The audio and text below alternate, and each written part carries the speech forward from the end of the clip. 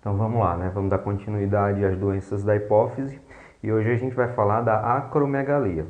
A acromegalia vai ser um tipo de doença em que eu tenho um aumento da produção do GH. O GH é o hormônio do crescimento, tá certo? E ele é produzido pela hipófise e ele faz parte daquele eixo hipotálamo, hipófise, órgão-alvo, ok? Então é importante a gente relembrar o eixo hipotálamo,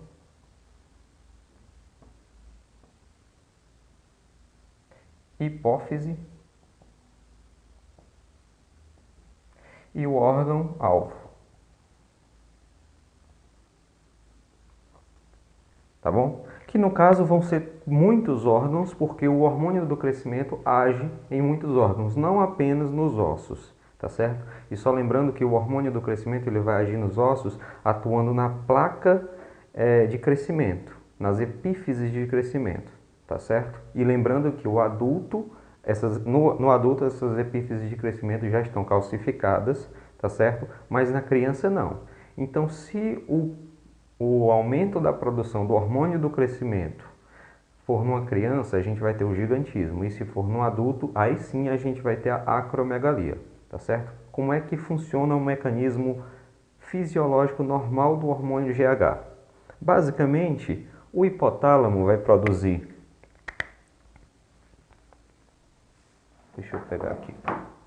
O hipotálamo vai produzir o GH-RH, que é o hormônio liberador do GH, tá certo?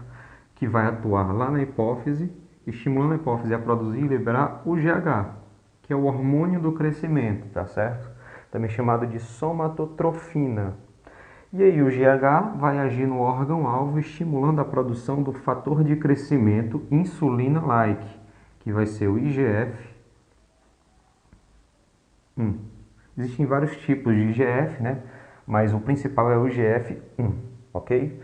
E aí o IGF-1 vai ser produzido pelos órgãos-alvo, principalmente no fígado, ok?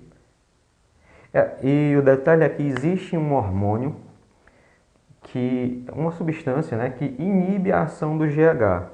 Então é importante a gente saber ela aqui, ó, que é a somatostatina.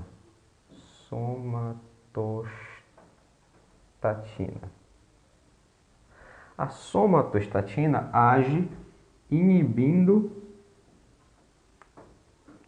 a ação do GH, tá certo? Então, somatostatina inibe o GH. O GH inibido, o hipotálamo percebe isso e manda mais GH-RH, que estimula o GH a produzir nos órgãos-alvo o IGF, tá certo? Aí vem a somatostatina e inibe de novo. Aí cai a produção de GH, e aí se cai a produção de GH, vem o GH-RH para aumentar a produção de GH e assim por diante, tá certo? A gente vai ter então pulsos de GH-RH, produzindo também pulsos de GH, que vai promover a produção de IGF-1, tá certo? Então, como eu já falei, se eu tiver um problema na produção do GH, se eu tiver um aumento na produção de GH, eu vou ter, numa criança, um quadro de gigantismo. Tá certo? E se for num adulto, aí sim eu vou ter a acromegalia. Acro significa extremidade, tá certo? Então vai ser o crescimento das extremidades. Só que na verdade a acromegalia não é só o crescimento das extremidades corporais não, tá certo? Envolve um mecanismo muito mais complexo e também o crescimento de órgãos. Então vai acontecer também organomegalias, que a gente vai ver daqui a pouco nas manifestações clínicas, tá certo? Muito bem. Por que eu tenho então uma acromegalia? Por que eu tenho então um aumento excessivo da produção de GH? Qual é a etiologia da elevação da produção de GH, né? Então deixa eu apagar aqui.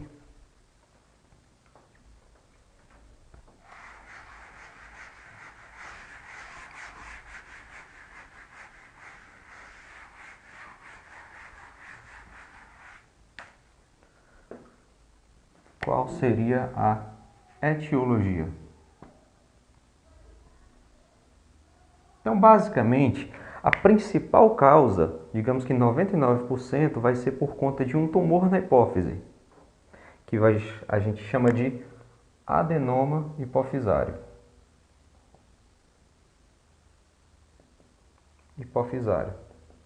E no caso deste adenoma hipofisário, ele vai estimular a produção de GH, tá bom? Então a gente pode chamar ele de somatotropinoma.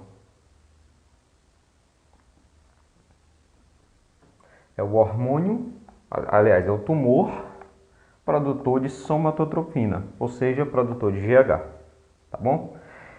O detalhe é que ele é um tumor produtor de GH e às vezes ele pode também produzir, ele pode ser um tumor misto, porque ele pode produzir prolactina, tá certo?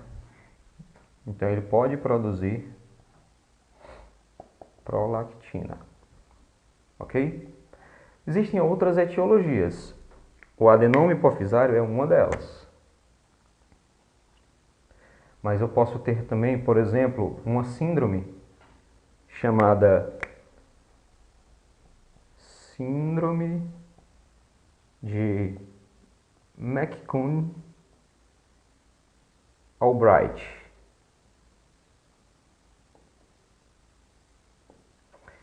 A síndrome de McCune-Albright, na verdade, vai ser uma hiperfunção endócrina, tá certo?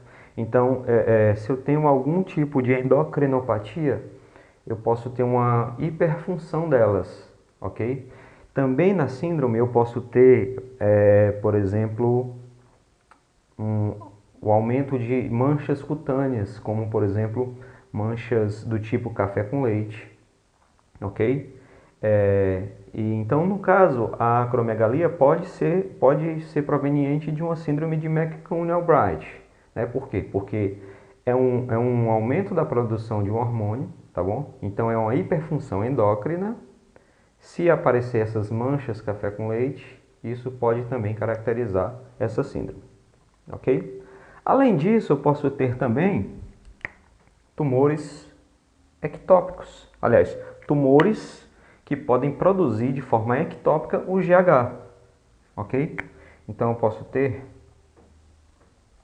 tumores produtores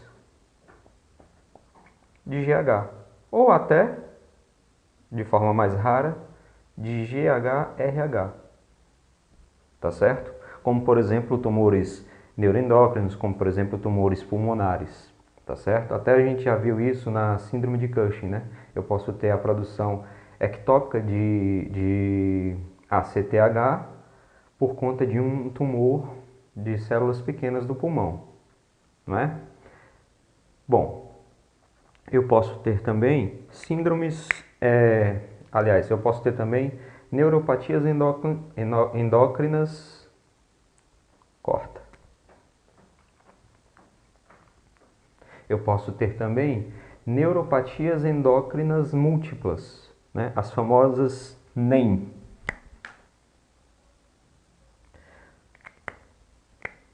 No caso, a neuropatia endócrina múltipla do tipo 1, né? Que é aquela em que eu tenho os 3 P's.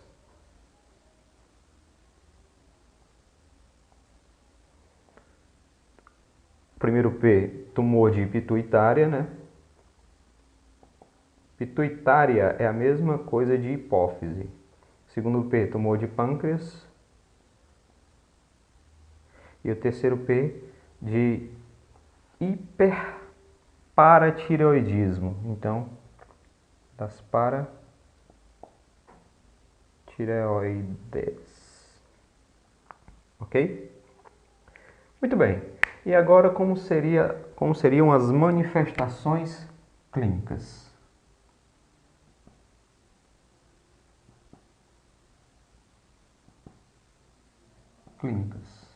Bom, primeiro eu posso ter manifestações clínicas em decorrência do próprio tumor na hipófise, do próprio adenoma, né?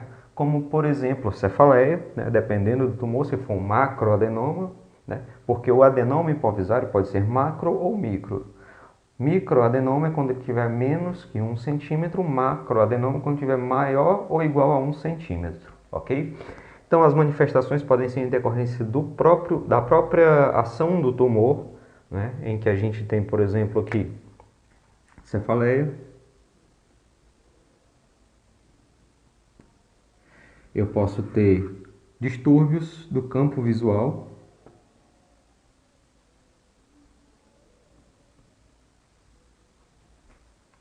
Ok? Eu posso ter uma hiperprolactinemia. Uma hiperprodução de prolactina, por dois motivos.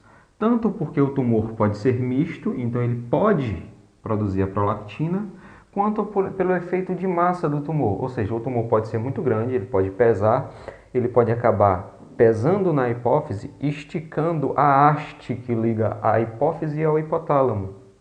E a gente sabe que o hipotálamo é ele que inibe a produção de prolactina. O hipotálamo ele produz a dopamina age na hipófise inibindo a produção de prolactina. Se eu tenho esse efeito de massa, em que eu vou esticar essa haste, eu posso obstruir o fluxo e aí eu não tenho esse feedback negativo da prolactina por conta da produção da dopamina lá do hipotálamo.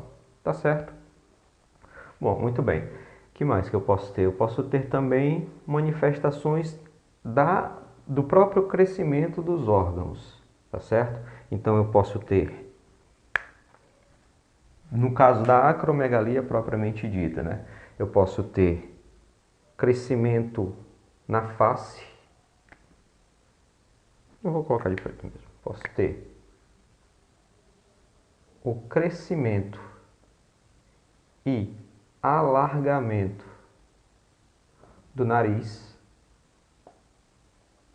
tá certo? E até das orelhas também.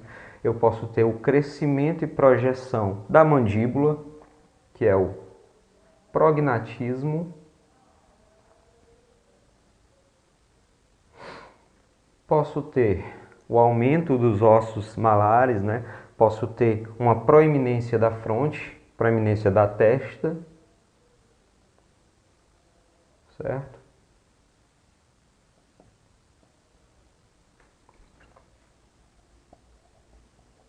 Na fronte. Eu posso ter também edema de órgãos, como por exemplo da laringe, e eu posso ter também um edema, um crescimento da língua, que é a macroglossia.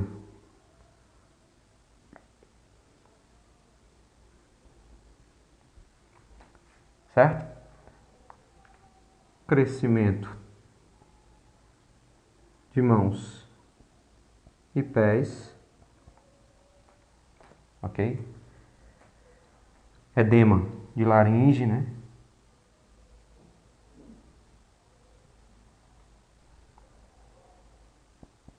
E eu posso ter também organomegalias.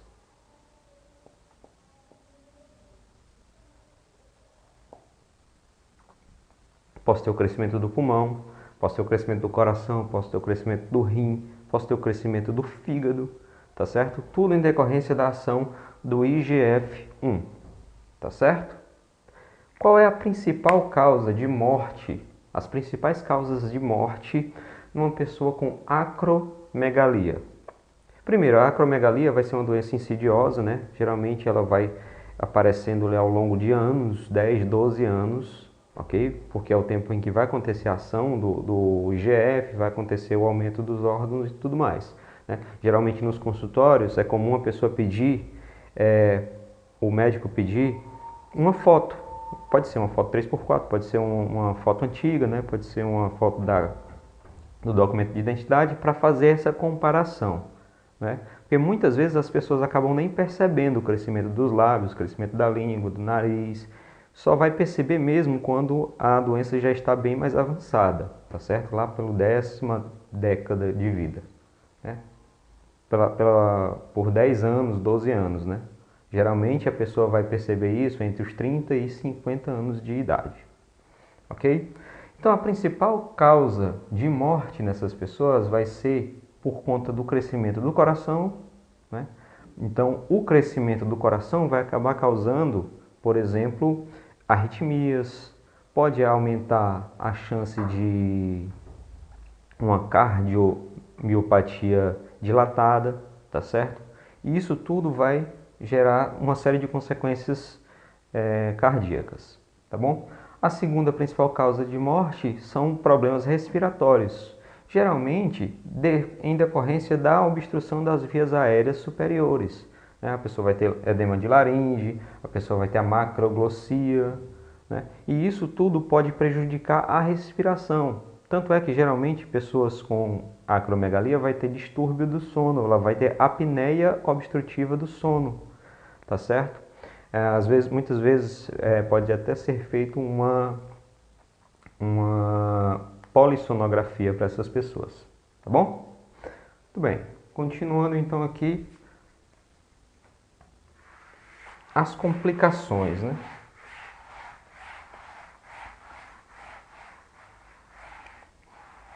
Então, no caso, as complicações foi algumas das que eu falei agora. Complicações. Eu posso ter complicações cardíacas, posso ter complicações respiratórias,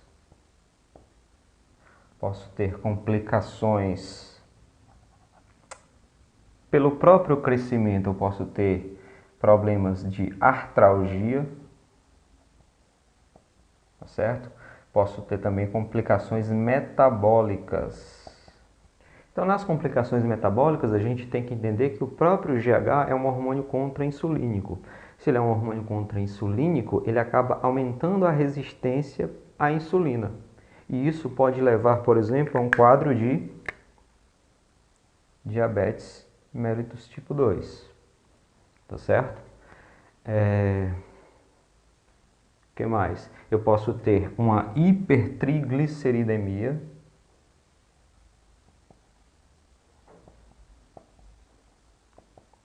Ok? Também por conta dessa ação metabólica do GH, né? E como a gente vai fazer o diagnóstico?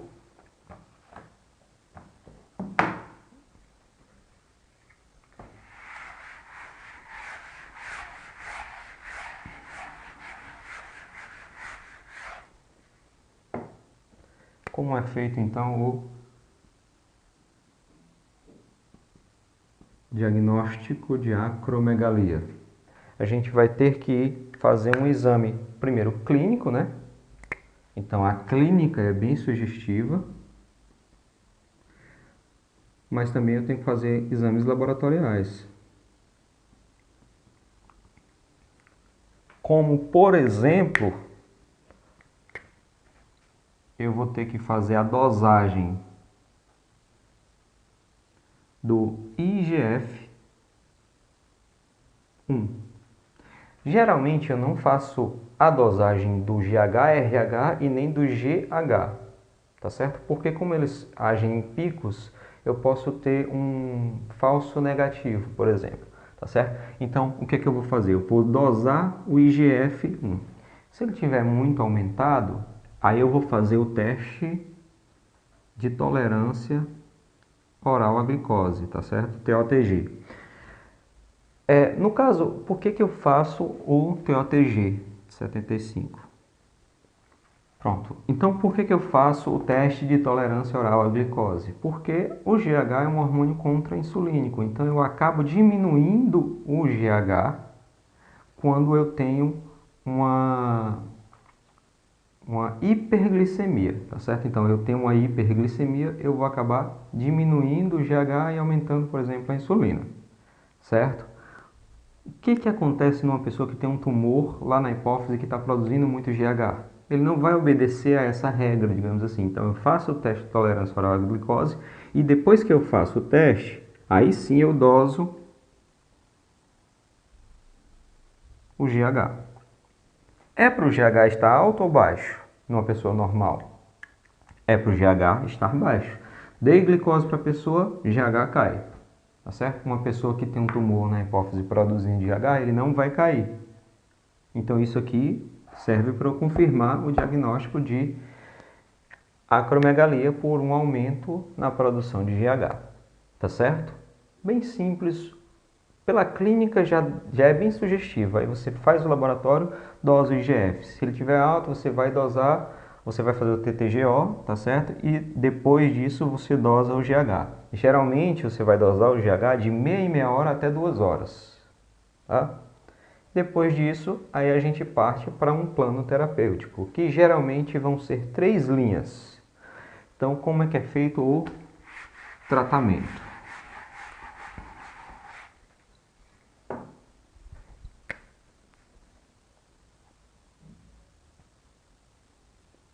O tratamento basicamente vai ser cirúrgico, ok? Então a gente pode colocar aqui que a primeira linha de tratamento vai ser cirúrgico.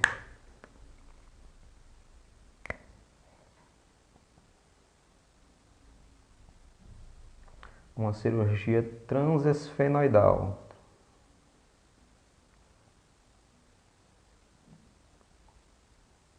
Né? Pelo nariz, o cirurgião vai lá e faz a adenectomia. Tá bom?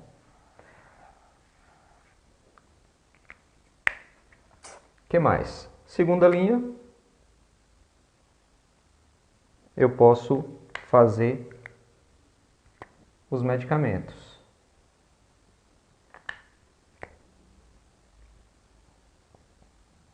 No caso dos medicamentos, eu posso, por exemplo, qual é o problema da acromegalia? Não é o aumento de GH?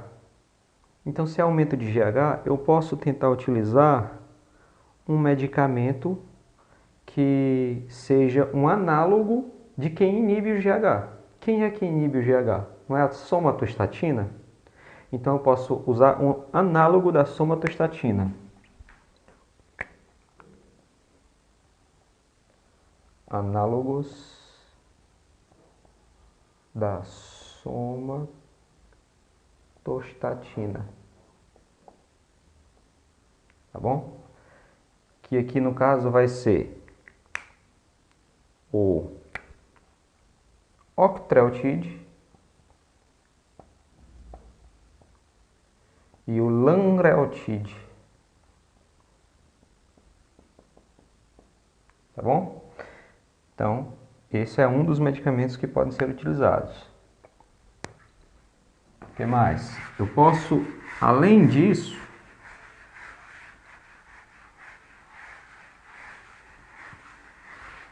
eu posso inibir os receptores de GH, ok? Então eu vou poder utilizar os antagonistas dos receptores de GH. E aí, no caso, eu tenho como exemplo o Pegvisomab.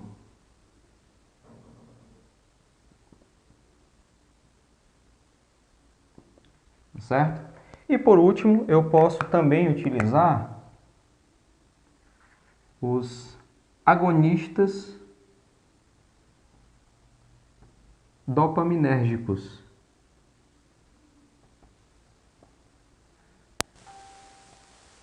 Então, olha só. Agonista dopaminérgico. Eu falei que muitas vezes o tumor produtor de GH ele é misto e produz também prolactina. E a dopamina ela inibe a prolactina. Então, a dopamina também pode ter uma ação inibindo o próprio tumor como um todo, tá certo? Então, por isso a gente pode utilizar um agonista dopaminérgico, como a cabergolina, certo? E por último, terceira e última linha, né? Que é quando realmente eu faço lá a cirurgia, eu uso medicamentos, mas o tumor ainda pode persistir. Então eu posso fazer uma radioterapia.